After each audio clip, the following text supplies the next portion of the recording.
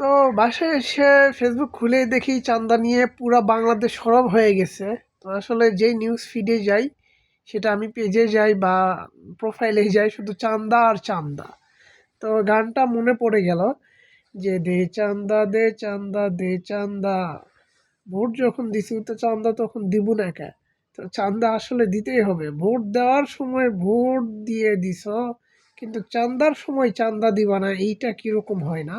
যদি দাও তাহলে দুইটাই দিতে হবে, যদি না দাও তাহলে দুইটাই না দেওয়া উচিত আছিল। তো ভোট দিছ, এখন চাঁদা দাও। তো চাঁদার অনেকগুলা শাখা প্রশাখা হয়ে গেছে, এখন ববি হাজ্জাজের সাথেও চাঁদাবাজ ঘুরে বেড়ায়। এখন তাদের এই বিষয়ে এক্সপ্লেইন যেটা করে সেটা আপনারা শুনে নেন, দেখেন। আর নতুন করে চাঁদা বিভিন্ন জায়গাতে তো উঠানো হচ্ছেই, আবার এরপরে আবার মরার উপর খাড়ার ঘা হয়ে গেছে যে যেই জায়গাতে হচ্ছে 30 টাকা করে নাকি চাঁদা আসছিল এর আগে, বিএনপি আসার পর সেই চাঁদা 70 টাকা করে হয়ে গেছে। মানে মজা আর মজা, খালি চাঁদা আর চাঁদা, চাঁদার বাংলাদেশ। নামটা অবশ্য সিমিলার আছে, চান্দার খাম্বা, আগে খাম্বা করে বলছিল, এখন বলে চান্দা করে। তো আসলে এ দুই শব্দর মাঝখানেই থাকবে আর কি, চান্দা আর খাম্বা।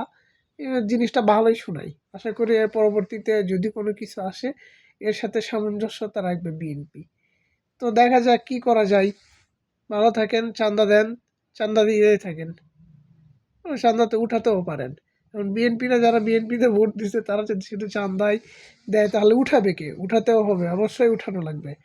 উঠাও চাঁদা, ও উঠাও বাচ্চা, এটা তো আগে হচ্ছে ওই লটারিতে বলছিল রাজ্জাক ভাই, এখন হবে উঠাও চাঁদা, নেড়ে চেড়ে এদিক ওদিক থেকে, সব দিক থেকে উঠাও চাঁদা, তারপরে বলো দে চাঁদা দে চাঁদা দে চাঁদা।